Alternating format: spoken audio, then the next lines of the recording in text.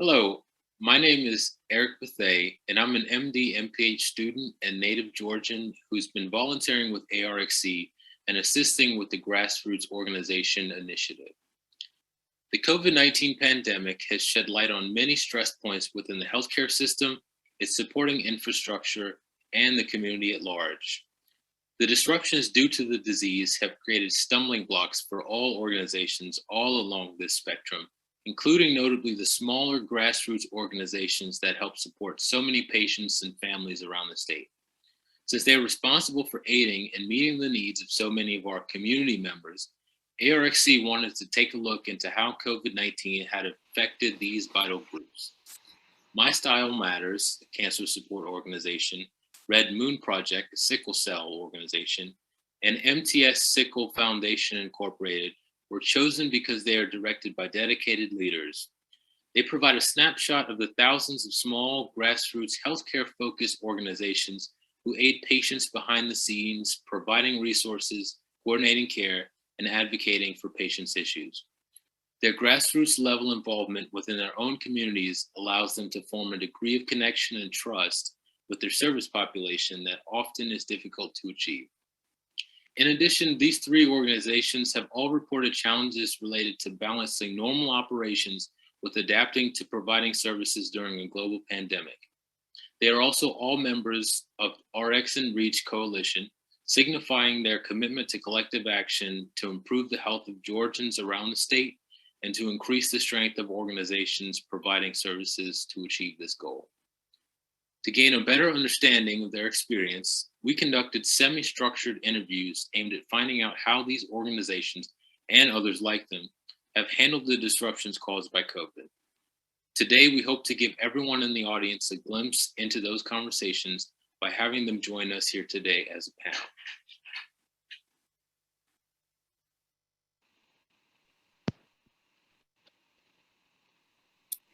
And good morning, everyone. We're thrilled to have you today for today's special panel. My name is Haley Stolp. I'm the Associate Director for Advocates for Responsible Care, and I'll be leading today's panel session.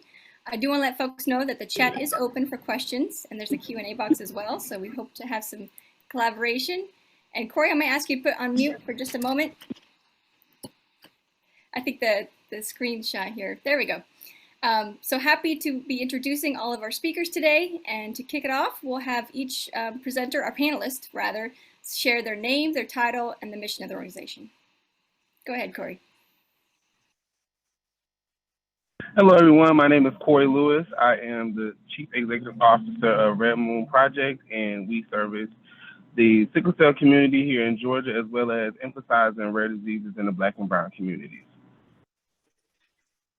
Thank you. And Tia? Hello, everyone. My name is Tia Tomlin Harris. I'm the co-founder of My Style Matters. We are a 501c3 nonprofit organization, and we're dedicated to supporting and educating those that are impacted by cancer from low-income communities and disadvantaged communities. Thank you. And Matt Pilar? Hey, everyone. My name is Mapilar Don, and I'm the founder of MTS Sickle Cell Foundation. It's an organization that I started in honor of my three daughters who all suffer from sickle cell disease. We're very passionate about raising awareness, sensitivity, and support surrounding this global health issue. Thank you. We're excited to get these grassroots organization panelists engaged in our discussion today. We've got a dynamic group. So the first question for the group, what impact did the pandemic have on your organization's members? And we'll start with Tia. Thank you, Haley. Well, one of the things that we noticed, of course, before the pandemic, Black and Brown communities, they were already dealing with challenges. And so with the pandemic, it actually widened the gap. We saw a greater need for resources like transportation and food. We also saw that there were delays in breast cancer screenings. And when we look at Atlanta, Black women living in Atlanta are 45% more likely to die from this disease. And with the delays in the screenings, you know, we anticipate that more and more will be diagnosed at later stages, which will also create more needs, unfortunately. Thank you. And Matt Pilar? Yeah, I think as an organization that is working to tackle healthcare disparities for sickle cell patients, We have definitely seen an increase in areas of needs because of the pandemic, whether it is the shortage in the blood supply, which directly impacts our community, to patients, not going to the hospital when they're in pain because they're trying to avoid being exposed to the virus, or being at the hospital for astronomically long hours without being seen because, there are no beds. But what I will say, the biggest hurdle for my organization, given that we provide financial support to families to prevent homelessness and utilities being on, is the lack of funding. The need for funding is limiting how we support the community.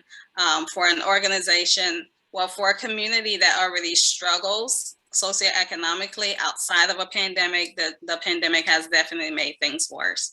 And if they cannot turn to organizations like ours that support them with these needs, then that's a problem. Thank you. And Corey. Hey, for me, I definitely can say a lot of the education and awareness kind of slipped through the cracks for a lot of rare disease communities, especially when COVID-19, hit us. Everyone was just so worried about how it could affect them and how it could impact them. And, it definitely it made it a lot harder, I should say, for a lot of grassroots organizations for us to really push the awareness for sickle cell and why this is such an important, issue that we should really focus on. So I definitely know that the awareness and education, that was a fall, and then also just the mental health and just getting that support for a lot of these patients out here who are dealing with rare diseases, sickle cell, cancer. That's kind of hard. Now you have to worry about something you can't see, you can't get to the job, you're scared to work at the job. So it's just a lot of pressure on, just mental health. But that support definitely it needed to be there, and it was not. Thank you. Second question, how did you adapt to manage the disruptions due to the pandemic, and what was the impact of those changes? And we'll start with Corey. So because I am still a growing organization, a lot of my, initiatives were in person, and it was really getting out into the local communities and really just being present and showing the community that we are here, and sickle cell does not have to be sick all the time. We want to definitely spread the awareness with the community, but I had to kind of pivot more into social media, and that was something I had to learn. However, it really made a big impact when I got onto YouTube and I started to document a lot of the things with COVID-19 that I was experiencing as a sickle cell patient, because I have sickle cell disease as well. And a big turnout for me was when I made a YouTube video and my first vaccination that I got with Moderna. And it really was an eye-opener for a lot of other patients who shared the same illness as I, because it kind of gave them a little, just giving them a little bit more awareness of what they could experience, how it made me feel. I wanted to let everybody know that, this is something that could potentially help us. So I just wanted to start and lead the way. Thank you. And if I may, I think Corey doing that was very impactful for a community that we're seeing has a lot of hesitancy. For us internally, I would say the pandemic forced us to look a little more closer to home.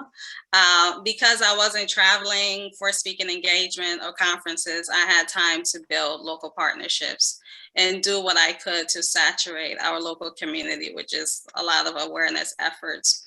I think the impact of that was twofold. Typically, when you're getting funding from local sources for an organization that's very much national in our reach and support, local funds tend to want to hold you to local support. You have to use those funds locally, and that was a challenge for us. But in terms of awareness, I would say we have done a lot. We've created partnerships with our local library system, where we have sickle cell resources within the library system in Clayton County. We have billboards running on I-75. We even have one right now as we speak. We had several proclamations issued for Sickle Cell Awareness Day, as well as Sickle Cell Awareness Month. And so we are looking forward to continuing to establish those local partnerships even after the pandemic. Thank you. And Tia? Yeah, well, we had to adapt pretty quickly. And so we did a pivot to be able to address the needs of our community that we support. And one of the major needs we saw, like I said, was food. So we sought out small businesses who were also impacted by the pandemic greatly. And we wanted to identify those that were actually doing the work that will help us to be able to address those needs. And it was already a part of their business model. So we partnered with an organization called Eat Right, or a business called Eat Right Atlanta. And we were able to provide our patients with 5 weeks worth of produce delivered directly to their home. So they didn't have to go out into the grocery stores or anything of that nature because of course, the pandemic and the fears with their immune system. We started to do this with Breast Cancer Awareness Month, but we decided to actually continue due to the funds that we were able to raise in October. And we saw that the need was so great, we decided to extend that beyond October, beyond Breast Cancer Awareness Month last year. And so the partnership not only benefited our patients, but it also helped us being able to help small businesses stay afloat and support some of the local farmers, which was where they were getting their food from. Excellent, thank you. Congratulations on all those impacts as well. That's tremendous work. Thank you. How can organizations be an ally to organizations like yours in the event of another public health emergency or environmental crisis? We'll start with Corey. Most definitely, I feel a way that we could all help each other is just sharing the access, especially when it comes to non-monetary things such as just support and mentorship, because I definitely will take all that in greatly. But healthcare disparities are real when it comes to the Black community and just Black and brown communities, period, when it comes to healthcare. And I just feel like a lot of the access that we need is a challenge. So I feel like definitely sharing that access with healthcare when it comes to biotechnology, when it comes to pharmaceutical companies, if we all just kind of extend our hand and just make it a helping hand, I feel like we will start to make some change. Matt Pillar? Sure. I think definitely organizations can be allies to other organizations during these times and even beyond by, helping to fund initiatives and programs through sponsorships. For example, again, I am a mother of 3 daughters who have sickle cell disease. So at the heart of the pandemic, I was not comfortable with having events because we typically do a holiday breakfast where we give out toys to all the kids who are impacted by sickle cell disease. So because I wasn't comfortable, I decided to give out 6 small grants to other organizations that I saw were having events.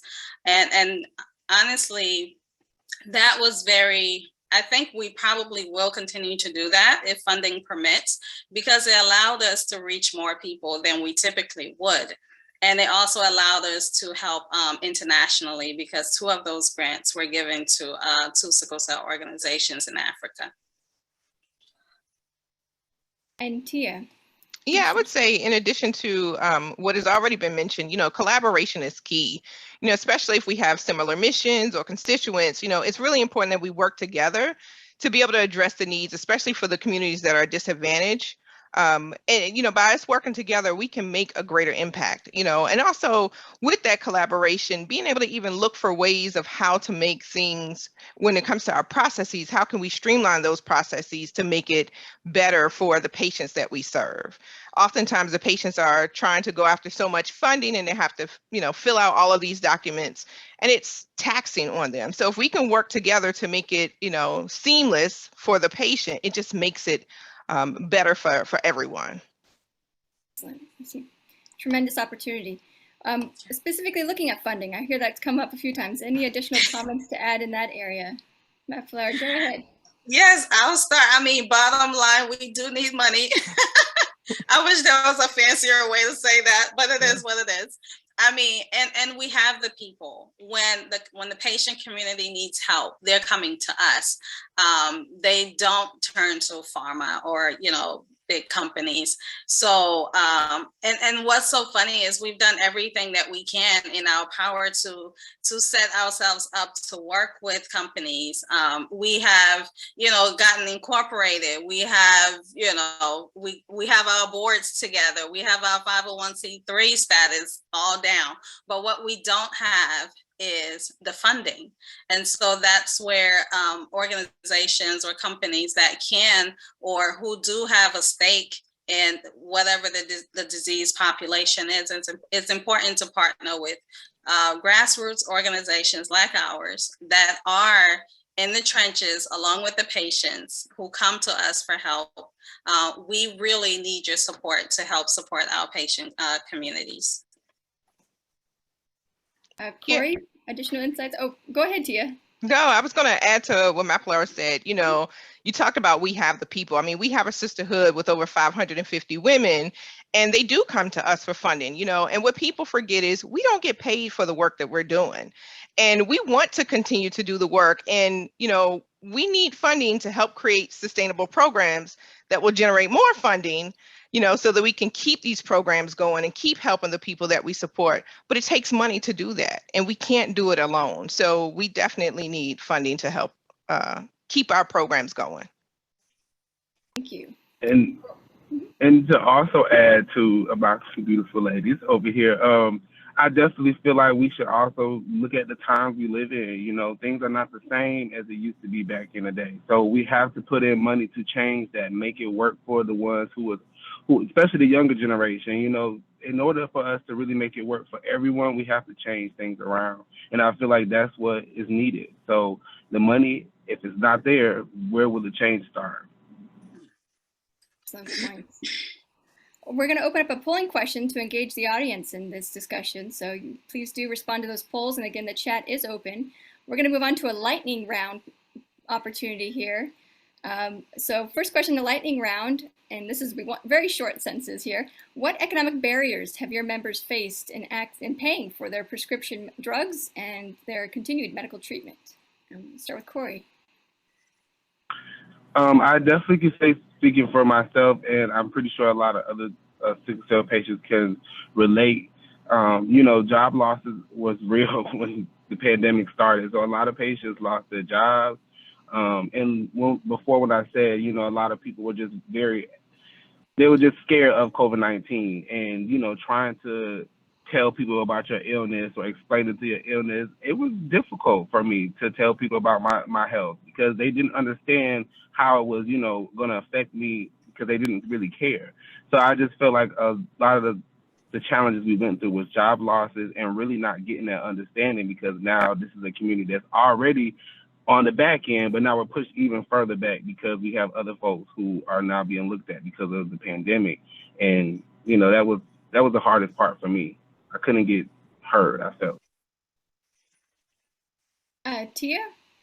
Yeah, well, you know, with some of the financial barriers that we saw, you know, it really put patients in a tough situation where they actually had to make a decision whether they want to pay for things like food or pay their bills or their copays. And so that was really, really tough for the community. And Maplar.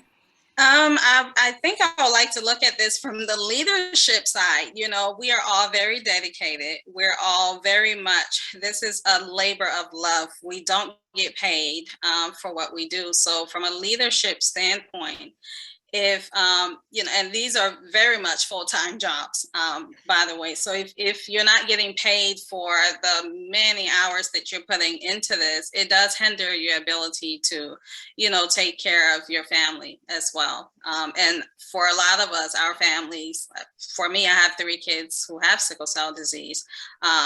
So that does hinder my ability in a way to take care of my kids. And Maplar, I'll add to that, even taking care of ourselves. Yes. And just exactly. We'll just sum up in one word, your greatest challenge and your greatest success in managing organizations during the pandemic. Everybody together. Funding. Funding. I cannot give what I don't have. Yeah. Yes, and I can definitely say the funding and the access part, you know, it was a challenge for a lot of grassroots organizations, all of us. You know, we really was pushing to get that reach out to our communities and our audience, but it was a challenge. And I would even say, you know, with COVID, you know, we didn't qualify for some of the funding that went out to COVID because we don't have paid staff. but the work still has to continue on. So, funding, definitely. And your greatest success, one word? Perseverance. Perseverance, Meplar? I would say local. We were very successful in establishing those strategic local partners. Excellent. And Corey? I was going to say networking connections has been my biggest thing all year. So I think that's the biggest success we've had. Excellent. Well, I thank our panelists one more time. I do want to make sure everyone's aware that the opportunity is open to join the Georgia Bio Patient Advocacy Alliance. You'll hear more from Dorothy Leone Glasser in a moment of how to join the group. But we don't want to end today's session with a call to action. So this is really posing it to everyone on the audience here today, the opportunity to partner. So we're asking who will, as a summit participant today, are you willing to partner with a local small patient advocacy organization in the next month to share their story, amplify their messaging, collaborate on projects, and or opportunities to really engage in their work? So if you're willing, please let us know. The email address is dlg@arxc.org. Again, that's dlg@arxc.org, and we'll get in touch with you. We want to hear your stories. And there's also the social media opportunity, #GABioPatientAlliance. Thank you so much. Thank you.